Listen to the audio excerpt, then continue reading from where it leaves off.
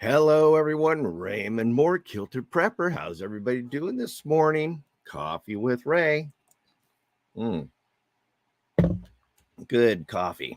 So, how's everybody doing this fine Thursday morning? We're almost to the end of the week and it feels good. So, what is going on with all of you out there? How's your day going? How's your week been? Have you been winning? Have you been doing great things? Are you still prepping? Are you pushing forward on your preps? Are you getting stuff done? So, hey Dana, hey Lori, how you guys doing? So it's Thursday morning. It was cold this morning. It was 40 degrees out there on my walk, and my little fingertips are still chilly from my walk and everything. So, but warming up. I got my little heater here beside me and everything, and so it's been chilly. Fall is definitely here. I hear some parts of the United States is already getting some snow. So, hey, Kim. Hey, Chantel. Uh, Lori says, I've been dehydrating. What have you been dehydrating there, Lori? How did you like those tomatoes? Did you add spices to them and create tomato chips? I mean, they're absolutely insane. Another good thing to try is dehydrate zucchini. Make zucchini chips, and you do the same thing. Add spices to them and everything. And what you can do actually is on the different trays of zucchini, slice up a bunch of zucchini and everything, put them on your trays and everything, and then try different spices on each tray and kind of remember what you did with each tray and everything like that. But try that, and dried or dehydrated zucchini tastes just, well, I can't say just like potato chips, but they have the same consistency, they have the same crunch factor. I know my daughter likes them, and so we're weaning her off of junk food and things, and giving her more healthy treats to and such to eat. But I find that the tomato chips and the zucchini chips just do not last around our home because we all eat them. So we ourselves are trying to eat even more healthier and things. And so, but give that one a try. So good morning, Holly. Yes, I'm freezing. Yeah, it was cold out there this morning. And it's going to be interesting when winter really comes on. As you guys know, I'm doing my 75 hards every morning. I get up and march this mountain that I walk every day. And it's going to be really interesting. I actually got some thicker gloves now to and prepared for that cold and things, knowing that it's going to happen and stuff. But putting on a good sweat, getting a good cardio workout and everything. Again, this hill, I drove Cynthia up the hill that I walk yesterday, and she goes, "Man, I don't know if I could do this hill." Because I go out our driveway, and just right up the road is a dead end street that is rather long, and the hill it really is, it's pretty high. But today I was picking up my pace and really pushing hard and getting that workout, feeling that heart beat harder and that good breath and everything. And it's interesting, the more you work out, the more your body starts getting in tune with it and everything. And in the beginning, I was like huffing and puffing up that hill. And I noticed today that, you know what, I'm not huffing and puffing as much. So I'm starting to get really good. So it's been a good thing. So Lori says, tomatoes and cucumbers. Yes, I'll be doing zucchini today. I have one spice I love and comes out amazing. Can't stop eating them. Yeah, I mean, they're absolutely delicious. And so, what's that one spice that you use? I use, at times, I use this thing. It's called Greek seasoning, and it's in like a yellow container and everything. It's got a little chef on it and everything. I'll do that one. I'm also using some of the spices from El Luca, and those taste insane. And then I have this pork rub, and it's kind of got a sweet, salty, little bit of spice to it for flavor and everything. And I'll use that one as well. But it's a great, just experimenting with all the spices and stuff like that. So today's topic: be the leader in hard times. And uh, as you know, I think that we are moving towards harder times. I think that we're going to be seeing more economic situations going on with everything that's going on in the Middle East. I think, folks, like it or not, we are going to see a war. And I hate saying this, I truly do. And I hope it's not true. But history has shown us that we are moving towards a massive war. And it's just something that we do as a generation. We repeat this every 80 to 100 years. And so I think that we are moving towards a massive war, be it in the Middle East, be it with China, or even both. So, but I think that war is coming, and if that happens, it's going to really wreak havoc on our economy. And I think it's going to push us from the recession that we're currently in to a depression. And with all that said, during hard times, people look for leaders. And I'm not saying like a political leader or anything like that, and you just have to get out there and blah blah blah. You be the natural leader. And the best way to be that natural leader is for caring for people and taking an interest in them.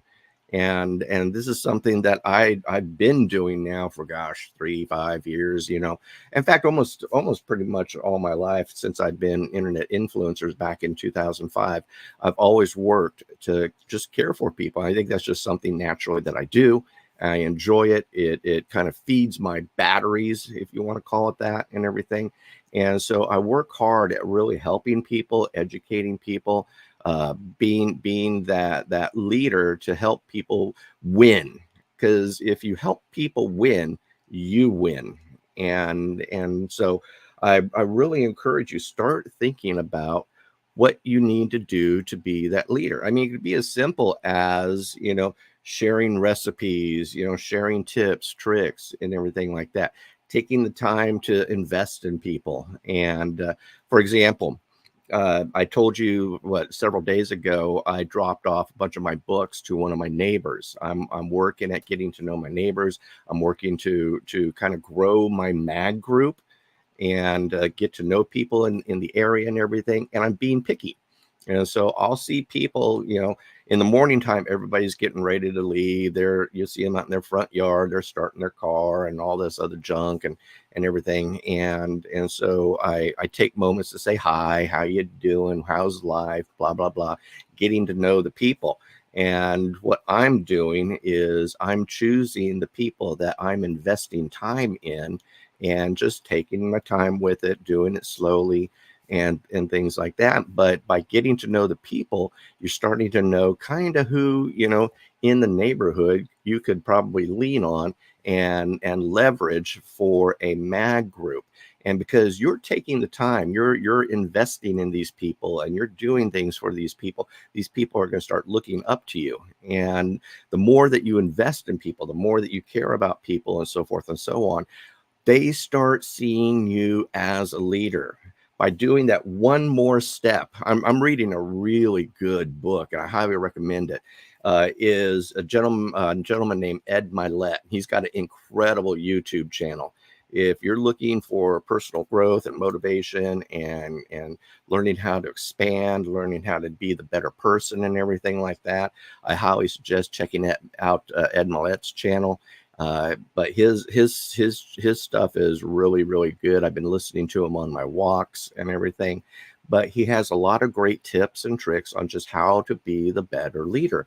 And the biggest thing is just caring for people, reaching out and everything. But in today's world, that has become so anti-norm because, oh, you're talking to me, man, or your face is just buried in the phone and everything. People have just become so obsessed with their cell phone and everything that personal relationships are being, forgone. And so people, are starting to lose friendships in a sense. But when you start interacting with people, when you start doing these things, when you start taking, notice of them and kind of pouring yourself into them, all of a sudden they start seeing you as the leader. And when you even go above and beyond that, of teaching them, talking to them, sharing your personal story with them, sharing Christ with them and so forth, you start being seen as the leader.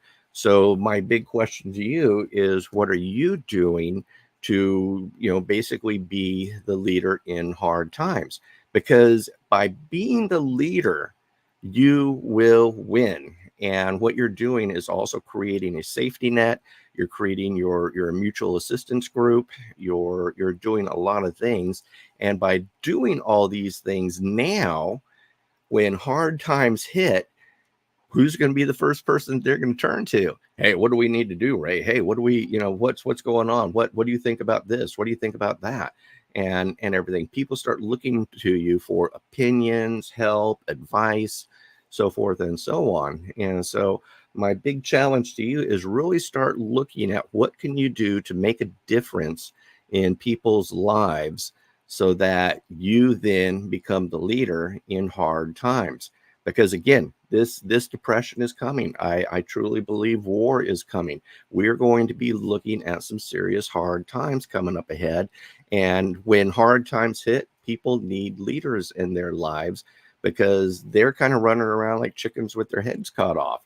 So instead of letting Joe Blow down the street be the leader, why don't you start taking the effort and start making these contacts, start making these efforts, start doing these things so that, you become basically the leader of your area and that people come and look at you. And I'm not saying you do this just, selfishly.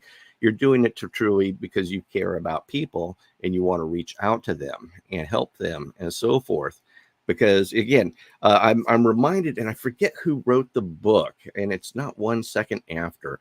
It was another book, and I knew the author because he lived close to me in Texas. And what happened is there was the EMP situation and everything like that, but he became the leader of his local home community, and people just naturally gravitated towards him and everything. But same thing with our lives.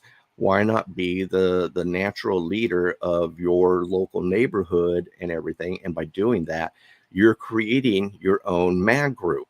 And so this is kind of a selfish thing, but you're also doing it for others. But in doing that, like I said, you'll create that safety net. You'll create that those points of contact that they'll be there for you when you need help because you've been there for them to help them. So, do you think destruction will hit USA or just overseas? Have we ever been hit in the manner minus 9/11?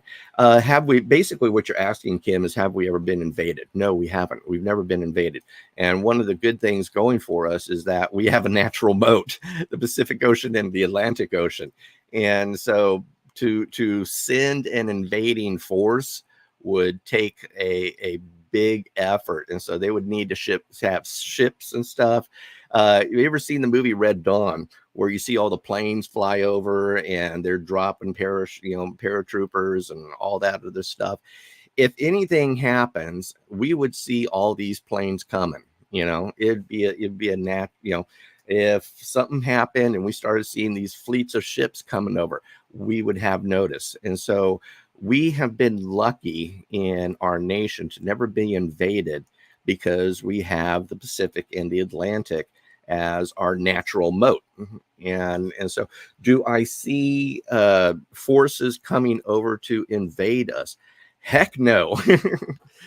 Due to the Second Amendment, I think that, everybody has got some gun in their closet somewhere. And anybody that comes over, all of a sudden you would see, everybody whipping out those guns, and the masses would start doing what they needed to do to protect the area and everything. So I pity the fool whoever chooses to basically come and invade our nation. Now, could it happen or anything? I mean, there's a lot of scenarios out there, people talking about, oh, they'll send nukes over first and blah, blah, blah, blah. What people need to remember, and this is where one reason I do not believe in EMP, and I know that's going to surprise the heck out of a lot of people and everything like that, because the biggest thing of war is to the victor goes the spoils.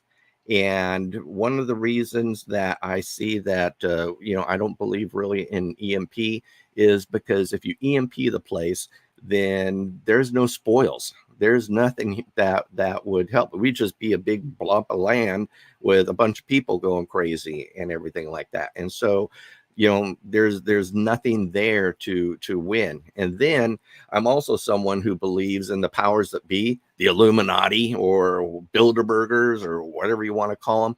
These people don't want, they're really working hard to bring in the CBDC and doing other things electronically and doing things via the internet and all this other stuff. If there was an EMP or something like that, all that would be wiped out, and they would have no means of basically control the drones or control the workers or control that. And so these are some of my thoughts of why I don't see an EMP coming. Could it happen? Yeah, maybe, but I don't see it, because to the victor goes the spoils, and then the powers that be still want to be in control. And you knock out the electrical systems, and the people who the powers that be lose the control. And so, and when you say the powers that be, I'm not only saying powers that be are who are here in this nation. I'm saying powers that be are who are globally. Throw out the Rothschilds. They've got global control on a lot of things. Some of these other more powerful families, some of these more powerful elites and everything, and how they're doing that is controlling us via electronic, via this thing and everything. And so I really don't see the massive EMP. Now, could an EMP happen and say they hit an EMP over, New York, or an EMP over LA or something like that? They could possibly do something like that, but a massive nation EMP, I don't see that. So, and I say all that because, again, I don't see, we have a big moat surrounding us as a nation, and I don't see, that happening. Now, due to our southern border and the current administration allowing so many people in and everything like that, do we have sleeper cells? Do we have infiltration and everything? Yes, we do. And everything, but I don't think we have enough masses in there to really create an invasion force, per se. There's enough people to wreak havoc and act in guerrilla warfare and everything like that. Yes, that could happen, but I don't see massive invasion force taking over, primarily too because everybody and their brother has got a gun in the closet that grandpa gave them or something and so forth. So they, how many people do we have in the nation? That's how big our army would all of a sudden become. So hopefully that answers your question there, Kim. Kind of a long one, roundabout and everything like that. But let's see, spoils are the land.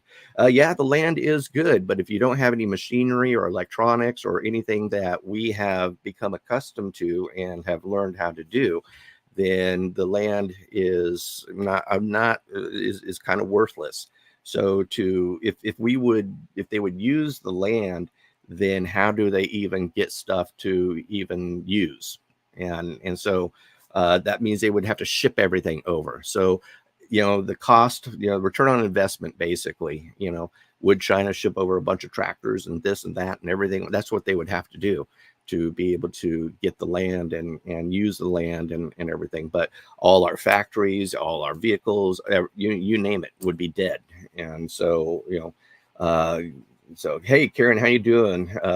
They will bring their own. And again, it's very costly to do that because they just can't fly. Could they fly some stuff? Yes, they could. But on the grand scale of everything, it would cost them way too much to ship everything over via sea to do that. And they just don't, it's just not really there. And so, but am I saying it can't happen? No, I'm not saying that it can't happen. I think that the plausibility is a lot less and stuff. Yeah, we could see a couple nukes and everything. We could see an EMP here and there and everything, but on the grand scale, to the victor goes the winnings. And if you wipe out all the winnings, then there's nothing there. So, but the big issue is, what are you going to do to be the leader in your area? And so I'm really encouraging you to work hard, really push hard, and start reaching out to your local neighbors, start becoming that leader, start doing these things. And then also What I want you to do is like, subscribe, share, and then ring that little bell so you get notified whenever we do go live or post a new video and everything.